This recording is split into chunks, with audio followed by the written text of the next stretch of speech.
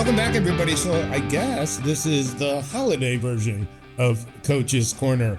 And we're going to take on a holiday topic because every Christmas, all I want is a big pipeline for Christmas for my gift.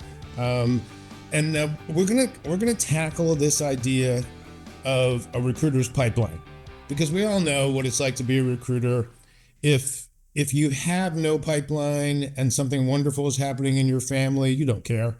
You don't care that there's been a new baby born in your family. And conversely, if you have a big pipeline and something tragic happens in your family, you also don't care because you have such a big pipeline and you know you're about to make money. It seems like we are all, our whole mental energy, our whole physical health seems to be determined on how fat or thin our pipeline is. So this literally just happened yesterday, guys. So I thought, well, this is a good way to start. So I had a recruiter come in and say I had to help him with a deal. And I said, okay, tell me the situation. So candidate got a verbal offer. It was a few $1,000s less than she wanted. She asked for more. My recruiter went back and got her more. And then he went back and she said, well, I want to think about it. And said something similar to, well, you know, I don't really have to move, but if it's the right offer, I would. And so I stopped my recruiter and I said, I don't understand. Why is this candidate looking? And she said that the candidate said she's not happy where she is. Okay, I don't know what that means. I've been happy like twice in my whole life for about 5 minutes each, right? So, and so at the end of the day, I was like, well, this is what we're talking about. Like, she needs this deal because she has no other pipeline. And so she wants me to come up with a miracle close, and it is not happening. It is not happening. And it seems like the fundamental mistake recruiters make. They have so much psychological investment in too small a pipeline. You guys agree? Yeah. Yeah. I think, well, I've got an opinion on this, Danny. Yeah. I think that there's too much focus on the output and not the input. If you look at communities, groups, networks, and we have our monthly awards, what are they? They're on billings. Yeah. I think that should be on submissions and send-outs. Yeah. That's what I think. Yeah. And that's a change I made within our Monday mastermind and the placement club. We have awards for submissions and send-outs, and another award for who has the most consistency in weekly send-outs. You get prizes for that. Right. I get more excited about setting up interviews and send-outs than I do making placements. Got a placement. Okay, got to send an invoice. Oh, that's pretty good. Hey, but I got a new interview, man. I got a submission. Right. So I think if we change our focus from revenue, fees to inputs, submissions, and send-outs. What do you think about that, Mike? I know you're a big metric guy. Yeah. This just reminds me of a line from Tommy Boy where he's sitting there, I petted my sail, then I killed my sail. It was the only one he had. I can't remember what I had for breakfast yesterday, but I can quote 80s and 90s movies. Right. It's nice. And it's Scott, I mean, I agree 100%. We've all been trained, even coming out of a franchise, about we're judged on placements or no placements, or no placements. And placements are an emotional nightmare because it's the one thing in the process we can't control. Mm-hmm. We influence, of course, when deals come together because of recruiters that would have never happened on their own all the time. But you get two emotional creatures. And to your point, Danny, depending on where that person is in their pipeline life cycle, is I don't want to challenge the line, I'm not happy, with just saying something as simple as say more. Right. What are some of the specific things that make you happy? Because we need that ammunition. I shouldn't say ammunition because it makes it look like it's a conflict, but it's to help guide them through a tough decision. Or you uncover in that moment, they're a tire kicker. If I get a 50% raise, if I get a job that meets all these boxes, yeah, I'll switch because I'm not happy that I have to go in once a week now. Right. Whatever. Right. What is that? What's happy? And to that point, I used to run a contest in my office, especially during the holidays. I called it 5 and 4. This year, there's 3 weeks between Thanksgiving and Christmas. And if they had a goal of 2 first-time interviews a week, they had to get 10 interviews in 4 weeks, and I'd give them Christmas week off. Yep. Meaning they got a paid vacation. And not about 80% of the office could hit it. I mean, you're talking about, I think, 2 more candidate conversations a day for the month of December to get an entire week off.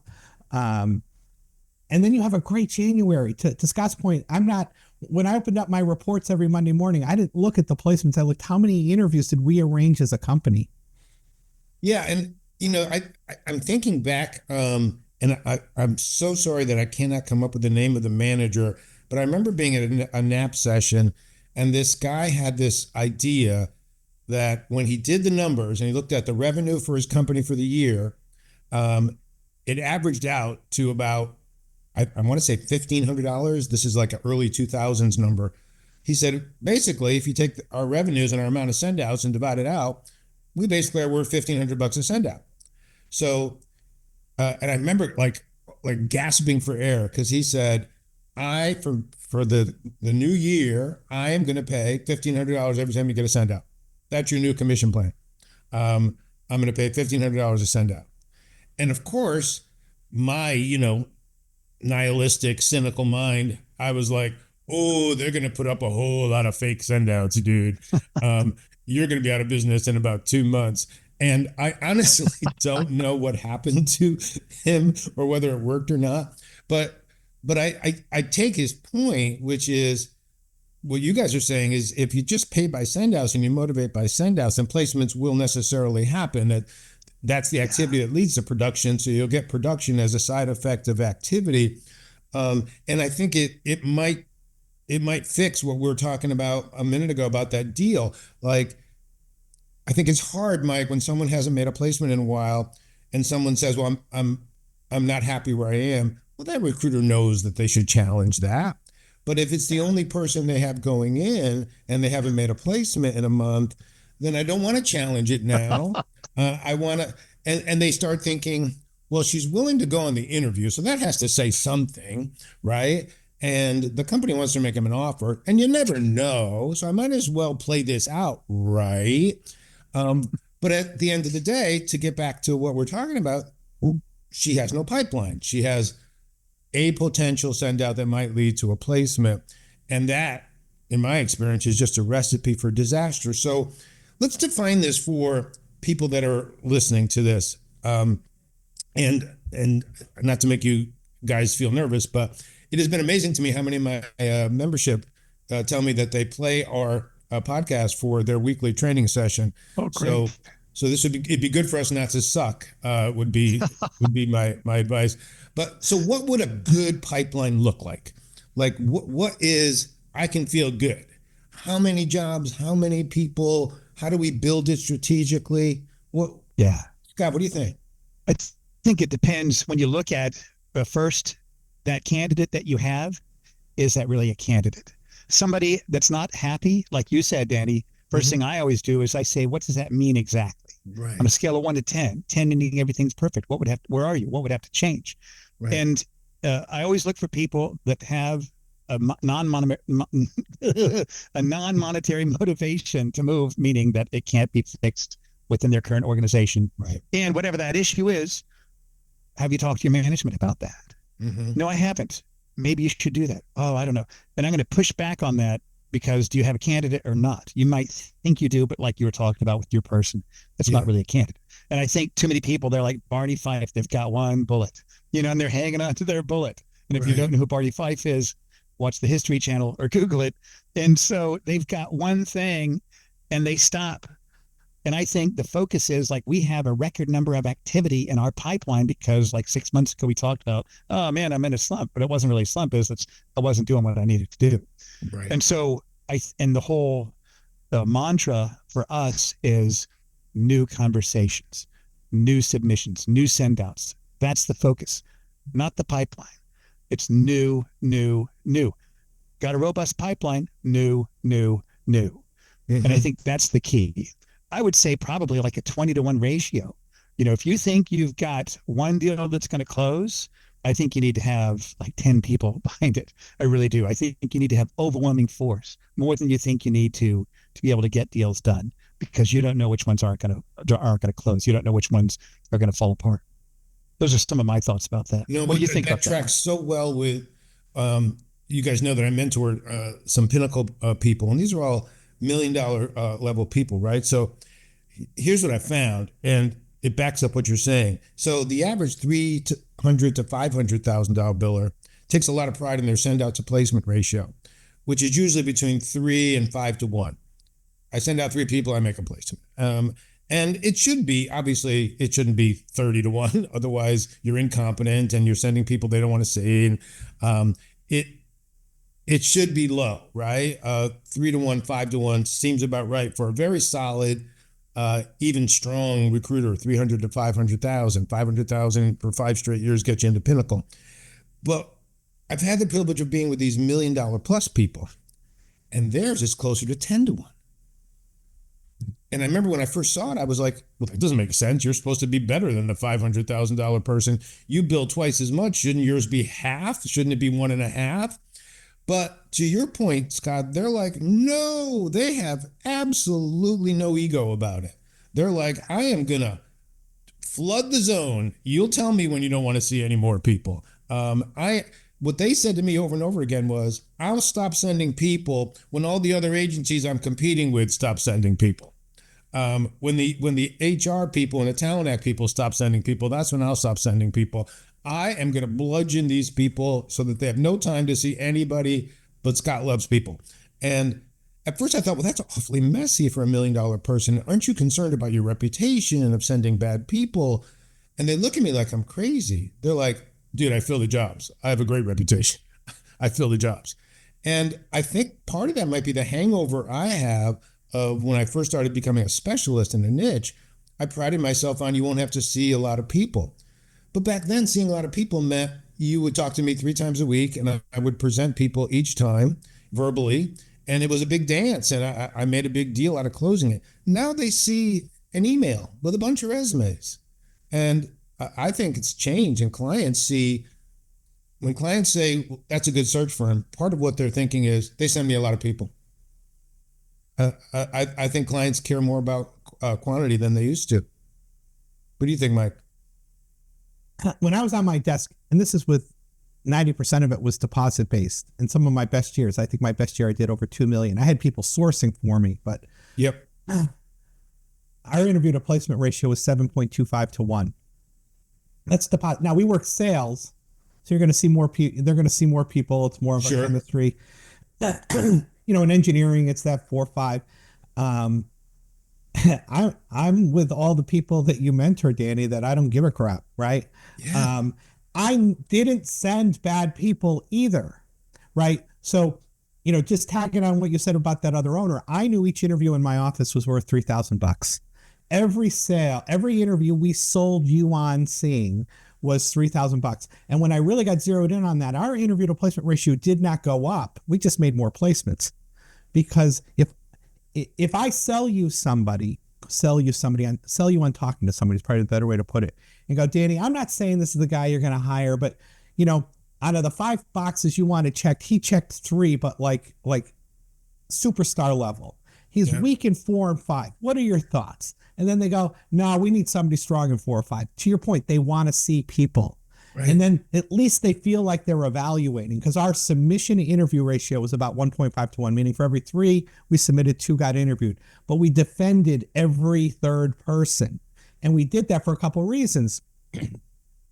We got them in the database, so somebody else didn't slip them in, and we go, I can't believe they hired that guy. That happened in my office a couple of times with a couple of my recruiters. I can't believe they hired that guy. Well, let's go after him. If you submitted, no, I never submitted him. And I think a couple of things, when you look at it, like from a healthy pipeline standpoint, it's, are you working on 3 or 4 different projects, different stages of that manufacturing process, early, middle, and that's, do you always have something at the beginning? Right. Do you always have something, and do you always have something winding down, and then there's usually the stuff in the middle? Number 1. Number 2, you could be doing everything perfectly and go 4 months without a placement. It's just the algorithm. Yeah. Right. I've had people call me. We've had in my office, I've had this with clients. we've had to keep sharp objects away from them. They're like, they're a ratio. I remember a client a couple of years ago called me. He had arranged 36 interviews since his last placements, and he wasn't ahead of the numbers prior to that. And his ratio was 6-1. And he's like, and that took him a couple months, 3 months. Mike, your numbers are BS. I don't believe it anymore. I know you're going to tell me I'm due for 6. That's exactly what I'm going to tell you. Mm-hmm. And in the next 6 weeks, he made 8. Yeah. Right. Just like there's periods of time in this business where everything we touch turns to crap. There's times in this business where we think we're the smartest recruiter on the planet. We've just got the magic touch. Everyone we're submitting is getting interviewed. So do you think, though, it works against the very thing that makes a recruiter great, right? Their grit, their resilience, I'm going to fill this because it's my mission in life that they can generate for every project, which to me is just stunning. Like I just admire that so much. But it can work against them, and this is where metrics are good because, Beth in my office, who has been with me over 30 years and is a pinnacle level person, she's 4-1, 5-1. And I can show her, you've sent 22 submissions on this job and they don't get back to you, Beth. Like, it's taking so much longer. By your numbers, you would have made 4 placements in the amount of time. And yet I know Beth, and she's like, oh, but I need to fill this. Like, I'm so close. Like, maybe it'll be the next guy. And to some degree, the very grit that makes her great is hurting her. And one of the great qualities that I think I had as a recruiter, and I'm sure you guys did, was I knew enough to walk away, to just go, I'm beat. Like, I have a big ego, but if somebody told me I'm working with 2 agencies that I happen to know are good agencies, and they've had it for 2 weeks, and they've sent me 5 people, but sure, if you want to put your hat in the ring, go for it. Nope. Thanks anyway. I'll check back with you in a couple of weeks. They're good firms. They're probably going to fill it. I'll find out who you hire, and then maybe I'll go get his job at his company because I don't want to get in at this point. And I think most recruiters just go, oh, hell yeah, sure. Let me see what I can find. And every candidate you talk to has already heard about the job. Every candidate you talk to has already been submitted. And you're weakening your pipeline. And I think it's exacerbated now this year because so many people are struggling to get job orders. So I think it's any job order is a good job order by definition. I might as well take a shot at it. And we lose that perspective that says, yeah, no, this isn't worth my time. What do you think, Scott? I think that you're absolutely right on that, Danny. I think we also can't forget that we become a different person every 6 months.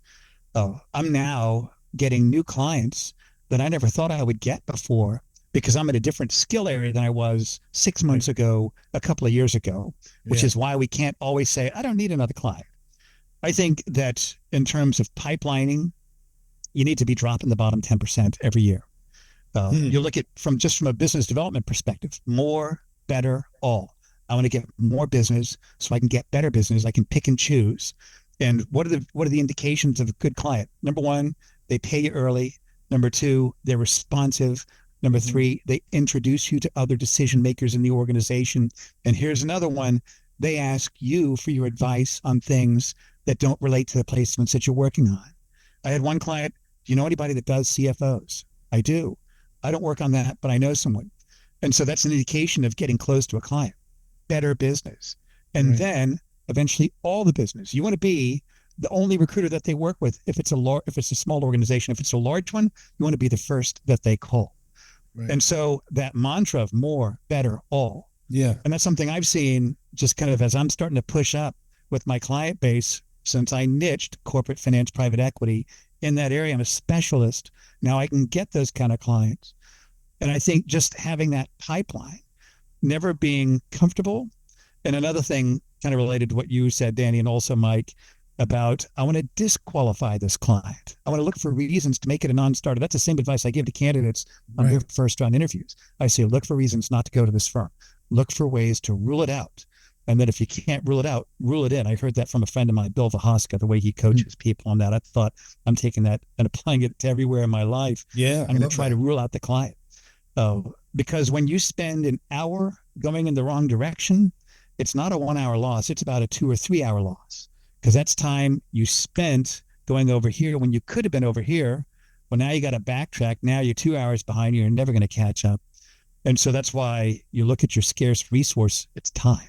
And you want to invest your time in areas where there's a high likelihood of a favorable outcome. And you look for indications that tell us where's the strength. And, and one thing I'll never forget, I hear recruiters every once in a while say, I love working on those hard assignments where companies have given it to 10 other firms and they can't find it. I love being the one that comes in and being the hero. And I'm like, not me. Yeah. Give me, I like the easy ones. Yeah. Yeah. Where I can work on it. And I think that ties back into the pipelining. Always be looking for new clients. Same thing. Always be looking for new candidates. Business isn't about what's going on today. It's what do you need to be working on for tomorrow? New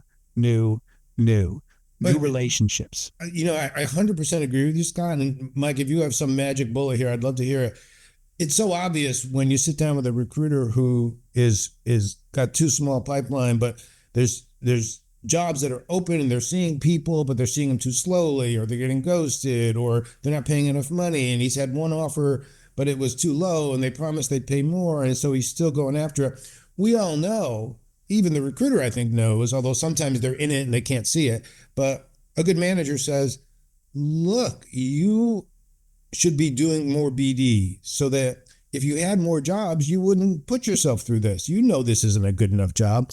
And yet, I've never solved this puzzle. A recruiter will go, yeah, I know.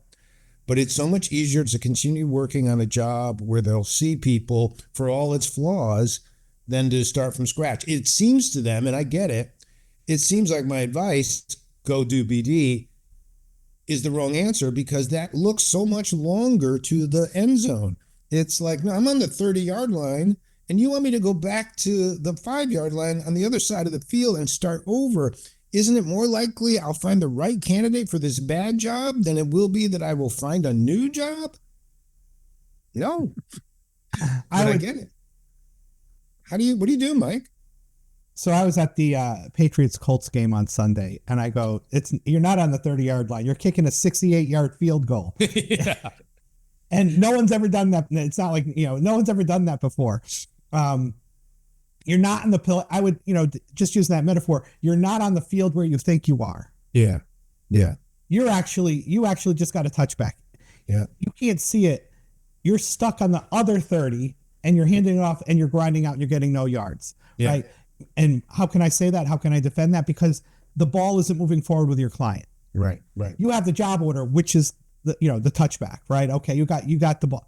Now so the question then becomes, I think even this market since the election, whether I know you're deeply depressed about it, Danny, regardless of the outcome of what side you're on, everyone just said, okay, here's what it is. And I think we just seen a lot of businesses go, okay, all right, we can make our plans now.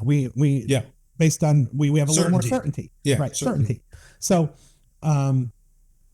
and I would say you could be better off this afternoon with a new assignment than you are right now with this one. You just can't see it.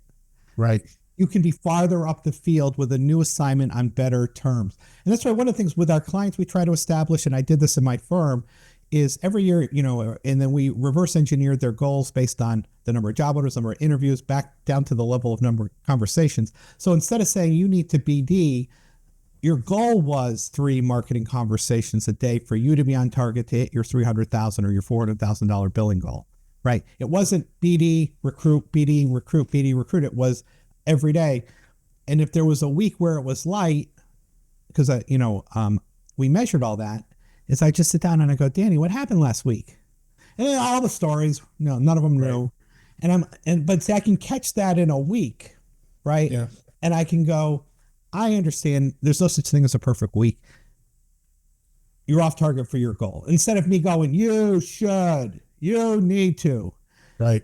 You wanted to build this. It required this many marketing presentations. Yeah. And we all know it all comes out in the wash and that you're right. I need to get back on track. And I wasn't big on like, all right, you did none last week. You got to make up 15 for this week. Let's just get back on track for 3 a day. Yeah. Yeah. Yeah. I agree.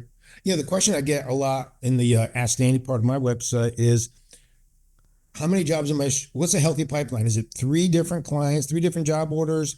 where I'm working on each of those with a third of my time. Does that make my risk more diverse, or am I being stupid? And should I, assuming it's contingency, should I just bear down, take this one hot job? I do nothing but recruit on this job until I get 5 candidates and then move on. What's a healthy approach, do you think? I've got an answer. Scott, The answer is yes. Yes. Yeah. A friend of mine, when he got his PhD, his dissertation was on mentorship. And I asked him, I said, what was something that surprised you when you did this research? He said, as long as you do something, you can have a book club. As long as you do something regularly, there's going to be an improvement. It doesn't have to be structured. It can be an informal mentoring. And I think the same thing is with this also, Danny, as long as you do something. Yeah. I think activity begets more activity. And I interviewed Gary Miller on my podcast a couple of months ago. And he would say, okay, I'm going to get real excited. And he said, whenever he goes through a slump, he said, I'm going to make 100 calls. And usually by like the 12th, oh, you got a hot job. Now you can really dig into it. And I think when people do something a little bit every day, as long as they do something, and as long as they measure that and stay disciplined on that and track that, and I think consistency is key. I think also coming up what I call games in my head to break through any mental hesitation. So, for example, I've developed a mantra where I tell myself that before I make calls. And I also have another concept where I start my day with a dial. Instead of opening up email, I open up my database and I make one phone call. It can be to a warm person. It could be usually this person that had the interview. Then I feel like doing it. But if people do something, they feel like doing more of it. So I think as long as they face their fear, because fear is imaginary, it doesn't exist. It dissipates when you walk towards it. It's just like mist. I think as long as they do something, they will see success, because action begets more action. That's what I think. Yeah. I've always struggled with it because I'm a completion freak, right? I mean, when I had a list of 50 BD calls, I had to get, I mean, it got to the point where it was weird. If I got to 49 and then I got called into a meeting, well, I would come back and make one call before I could do anything else. Like I was not capable. It seemed to me that bad karma would come to me, and it's infiltrated my whole life. I mean, Joanne, we both know, made fun of me because we were doing a seminar together, and we were at the gym in the morning, and it was back and biceps day for me. And, I do 4 back movements and 3 bicep movements. And before I could get to the 3rd bicep movement, Joanne got a text saying, hey, can you guys come down sooner? We want to start the thing sooner. So we had to run upstairs, get changed, blah, blah, blah. And then we were going to finish the seminar, go pack and go to the airport. And she texted me and she said, are you ready to go? We got to get to the airport. And I said, yeah, just stop by and get me. I'm in the gym. And she said, what do you mean you're in the gym? We were in the gym this morning. I had to do that 3rd bicep exercise before I could get on the plane, or I'm telling you, I would have melted down in the plane. Now, I know that at some point that's unhealthy and weird, but it certainly served me well in this business, because once I decide that's a task that I've committed to, I wouldn't be able to sleep that night if I hadn't done that task. Now, that's too unhealthy, but I find too many people are the other way, where they're like, I kind of have a plan for the day, but if I don't get to it, I'll get to it tomorrow. Or that's interesting, Dan. Something derailed me. I'm multitask capable. And I don't know if that serves you as well as saying, no, this is what I committed to doing, and I can't do anything else until I've done that. Period. End of story. I almost think that a little bit more of that would be healthy for people, because I just see a whole lot of 50% of the tasks get done, and we leave a lot of it, and we never get to anything. And also, I think it's pretty clear with the people that I mentor, how many jobs they can work is totally dependent on how niche they are. Because you can work 6 jobs if every one of your jobs is basically the same job, but just in a different geo, right? But if all your jobs are different, then that's 4 different plans and 4 different target lists and 4 different scripts and 4 different cadence marketing. Then you can't work as many jobs. And I see people billing $1 million working 2 jobs at a time. I see people who do nothing but paralegals working 20 jobs at a time. Mike, you have to dictate this to the people in your university. How do you recommend they work that way? So it's never stop ABM, always be marketing. Yeah. Right. So if you have a bunch of call-ins, if you have a bunch of great clients, call in. This is where people lose good habits. You don't have to be, sometimes talk to one a day. Just almost like, in the Northeast, right? It's 20 degrees, pipes might freeze. You leave the kitchen sink on so it drips, so the pipes don't freeze. Right. Recruiters' pipes freeze because what happened in 2021 and 2022 was we were inundated with assignments. Yep. We didn't have to market. To Scott's point early, when you don't do that, you don't top grade.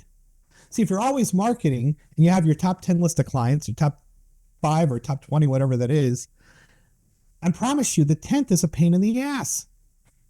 That you've made placements with them, but they're a pain in the ass. And if I continue to marketing, maybe I find someone who's better. And two things happen. This is where I was able to be more assertive with people was when I didn't need them. Right. Yeah, so right. I could talk to number 10 and go, Danny, I don't know. I just want to let you know, I would always professionally resign, or they would call me and they would go, we want to give you another assignment. And I go, I'm so grateful. However, based on our last 2 experiences, I have to professionally decline. What do you mean? And then you go into all the reasons. Yep. How would we fix that? And then you have a prescription. Sometimes they're up for it, sometimes they're not, but I don't care. Right. Back to the very beginning of this, interview. Yeah, we care because it was the only one we have. Now I don't care. If I'm constantly marketing, even when I'm busy, if I can find a 15-minute time block, a 20-minute time block, and recruiters have them, where I just have little candidate market, little NPC market, little just conversations with new people, especially in a hot economy. Because what's going to happen in a hot economy? You're going to find more stuff. And again, you don't need it. So when they say, this is how we work, you go with, my favorite line was, I have to professionally pass. The way you want the search done and the way we've successfully done it with our other clients is out of alignment. And I don't want to work on a search where I'm not going to be successful. So I'm just going to regretfully pass and let you find another resource. I can't believe you're turning this down, Mike.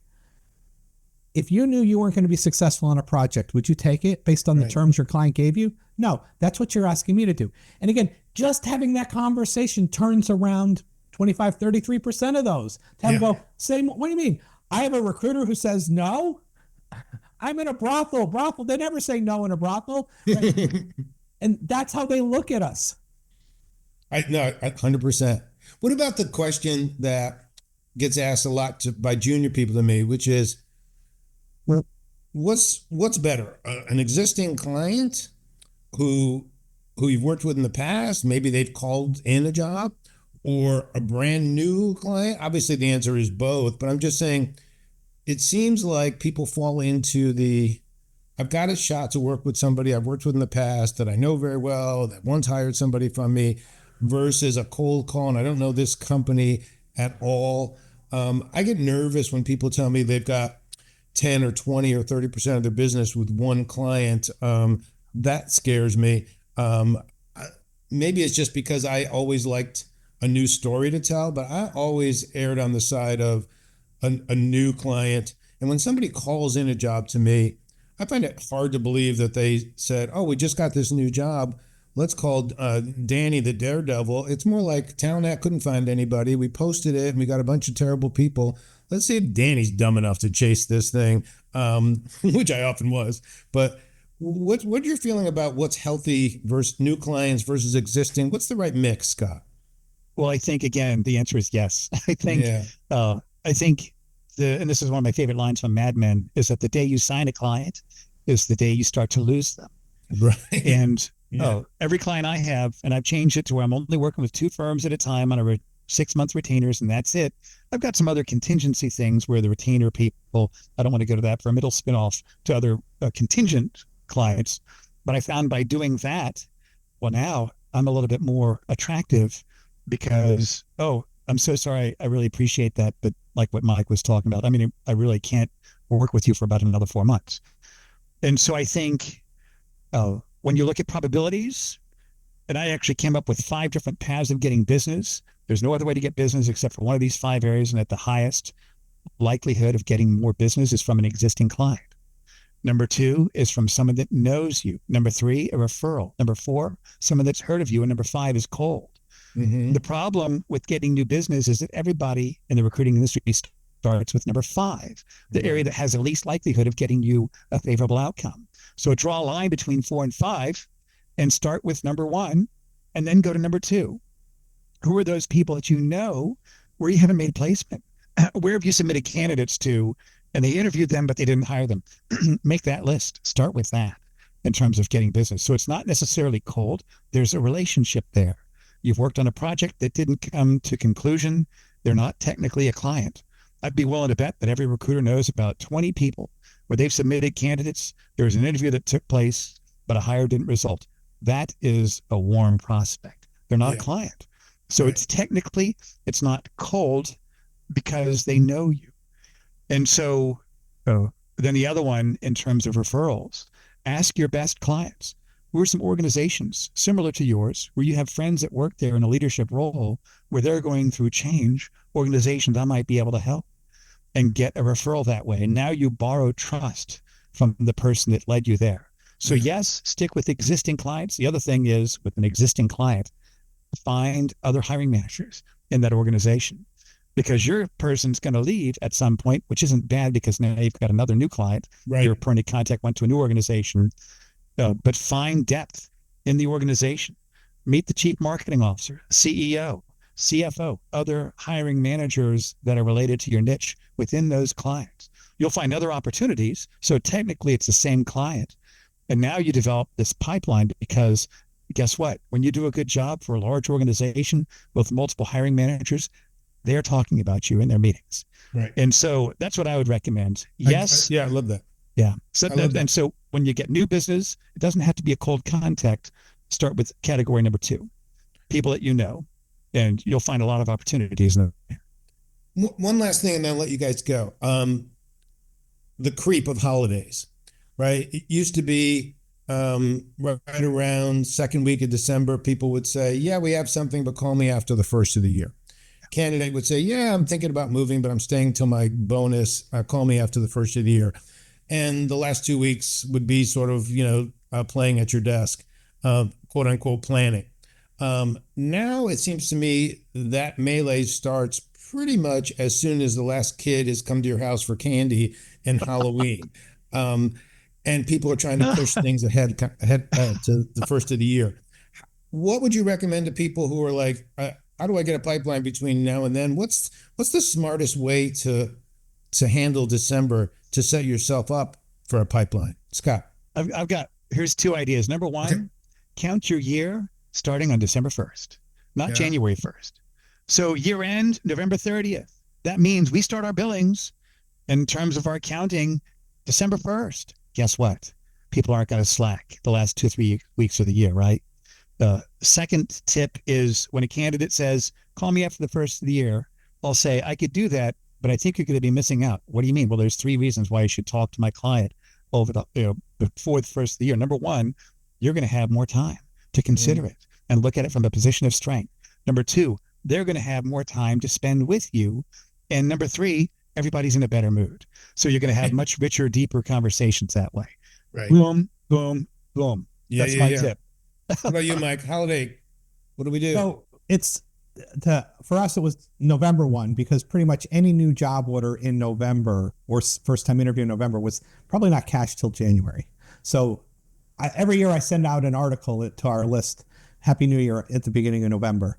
To Scott's points dead on, right? Because what you're doing now is your 2025 income. Right. Number 1. Number 2 is, Dan, I know you've got all this data. I'd love you to collect, just like to see if you could do something real quick, not in this moment, but we measured metrics between Thanksgiving and Christmas Eve, the day before the 23rd, if it was a work day.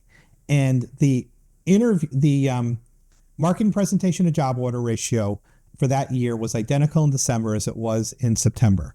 The recruit presentation to first time interview was identical in December as it was in September. First time interviewed a placement, identical. Job order placement, identical, within hundredths of a point. Right. So statistically insignificant is probably the best way to put it. What we noticed was when the first time I did this, my aha was recruiters' production was down 35 to 40% because they were in a holiday mode. It's not that we don't hear those things. They're all true. Call me after the first year. I don't want to talk. But we hear in July, call me in October. And we don't say that's the holidays. Right. Right. Yeah. We talked to a candidate that's aligned for a huge commission check in September and says, call me in November. It's not the holidays. There's always a reason why, depending on your niche, let's just say it's 15 candidate conversations to one interview. There's 14 people that have a reason to say no now.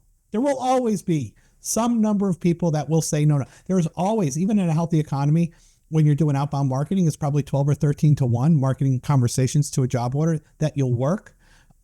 There's 12 people that aren't hiring all the time, even in a good economy. And when you look at it like that, and that's why I did that earlier, that 5 and 4 was that last week, the week between Christmas and New Year's. That's a different game, right? If you didn't hit your 5-week goal in 4, I made you come in. I didn't care if you sat at your desk and planned. I don't care if you watched YouTube videos, but you were going to get your butt into that office every day and look at the empty desks of your peers. So maybe next year you got a little more serious during that month. And that we had always had good Januaries. And it took me like 12 years to figure that out. We've actually taken your point a step further. We've made placements every year between Christmas and New Year's. I think you're 100% right that this is as much in the recruiter's head as anybody else's. You can't have it both ways. You can't tell me the world has moved on, people work remote, and then tell me you can't get a hold of clients during December because they're all on their cell phones at home. To me, it's a construct that we create because we want the time off. And then, it's always the same, especially this year because it's Wednesday to Wednesday this year. So if people shut down from quote Christmas to New Year's, well, what are you going to do the Monday and Tuesday before? What are you going to do the Monday, the Thursday and Friday after? And it really turns into almost 10 days to 2 weeks.